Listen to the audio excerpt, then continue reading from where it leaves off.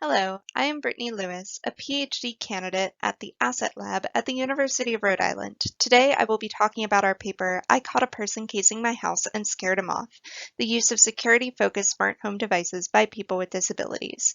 This work was done with my co-authors, Tina Marie Ranalli, Alexandra Gourley, Piriyankan Kirupaharan, and my advisor, Krishna Venkatasubramanian.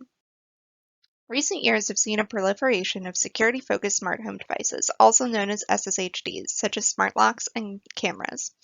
However, despite the critical tasks that these devices perform to protect a user's home and property, their use by and for people with disabilities has yet to be broadly investigated. To fill this gap, we sought to gain a broad understanding of how people with disabilities use SSHDs. To this end, we collected over 100,000 Amazon.com reviews for popular SSHDs and filtered them to find reviews related to people with disabilities.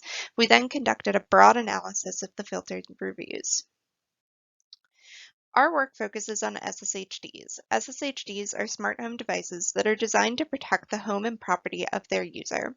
We focused on 5 broad categories of SSHDs: locks, motion detectors, security systems, cameras, and garage door openers. In our work, we use a broad definition of disability, which includes any impairment that affects a person's ability to perform daily tasks. We also use the term caregivers throughout our work to encompass those whose experiences with SSHDs are interdependent with those of people with disabilities. The overall goal of our work was to answer 3 main questions. 1. In what ways do people with disabilities leverage the design of SSHDs in their lives? 2. In what ways does the design of SSHDs relate to the interdependence between individuals with disabilities and their caregivers? And 3. What are the barriers that the design of SSHDs introduces into the lives of people with disabilities? Prior work is not focused specifically on SSHD use by people with disabilities. Instead, work about smart home devices for people with disabilities has focused on non-security focused smart home devices, such as smart speakers. Additionally, existing work on smart home security has primarily focused only on digital security rather than physical security, and has not focused on people with disabilities as we do in our work. In order to learn how people with disabilities use SSHDs, we gathered 114,871 Amazon reviews from the product pages of 85 popular SSHDs in our 5 categories.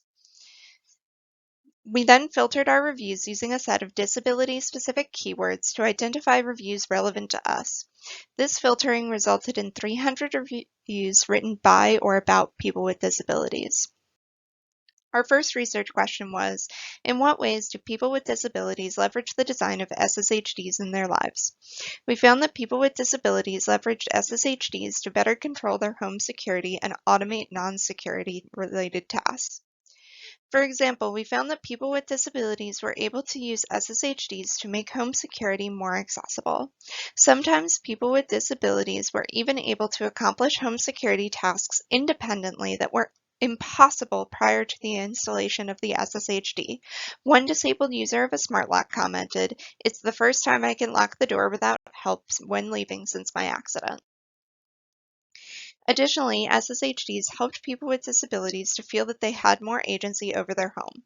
One disabled user of a security system wrote, "I even already caught a person casing my house, sneaking around, peeking through windows, and scared him off by using the Ring speaker to ask him what he was doing. He ran off and hasn't returned." SSHDs didn't just increase the accessibility of security-related tasks. They could also be used to automate or simplify non-security tasks. One review commented, "We actually bought a motion detector to let us know when the mail comes." Our second research question was, in what ways does the design of SSHDs relate to the interdependence between individuals with disabilities and their caregivers? We found that caregivers used SSHDs to monitor people with disabilities and their environment.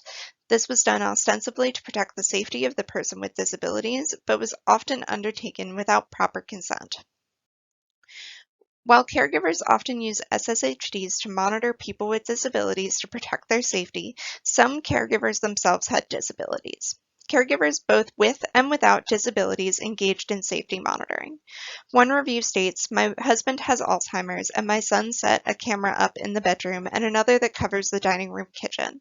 So now I can see what he is doing and if he needs anything without having to get up. Saves me a lot of steps as I have hip and back problems." In addition to monitoring people with disabilities, SSHDs were often used to monitor for potential abuse from others. One of the reviewers of a smart camera placed the camera in the care facility of a loved one to help ensure that there was no abuse. The camera was successful at catching theft in the act. The review stated, "Within 48 hours, I caught one of the subcontracted employees stealing money out of my mom's purse."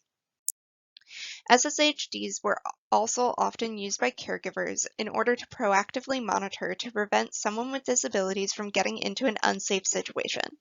One user of a smart lock commented that they used the lock to tell when the door was open. They commented, "This is good due to my father-in-law who has dementia and sometimes tries to slip out unnoticed."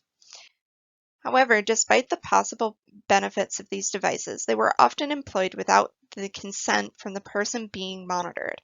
One reviewer who was monitoring the safety of their mother with dementia even commented, "Mom has no idea the system is there."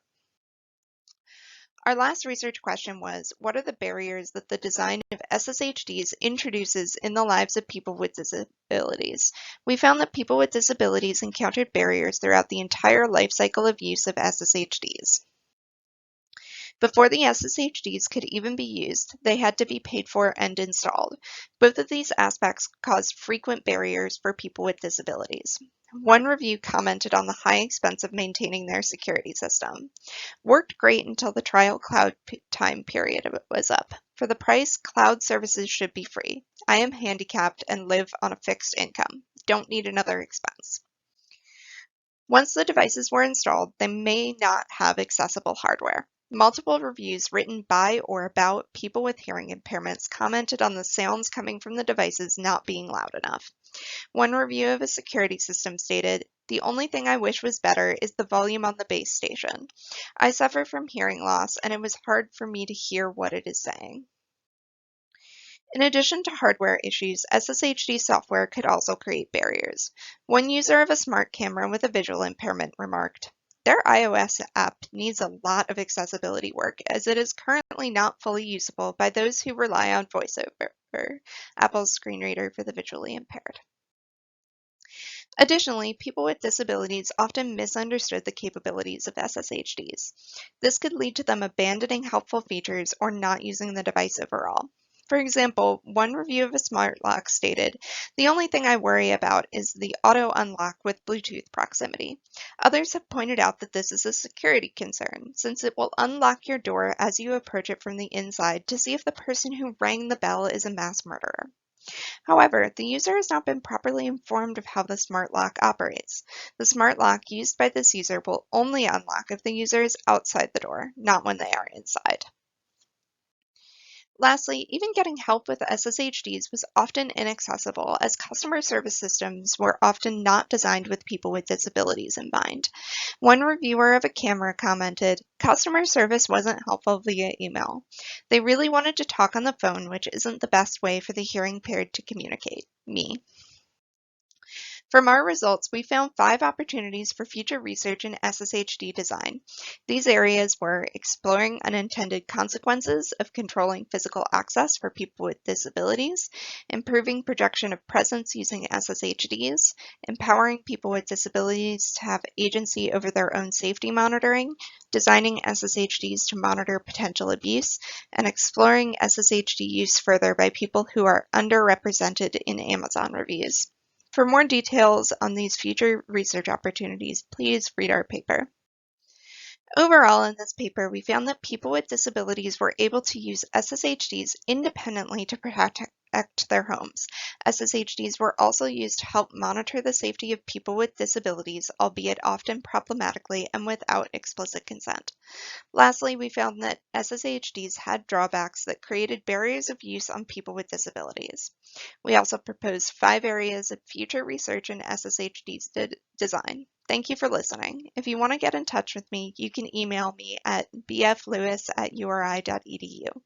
You can also scan the QR code to learn more about our lab.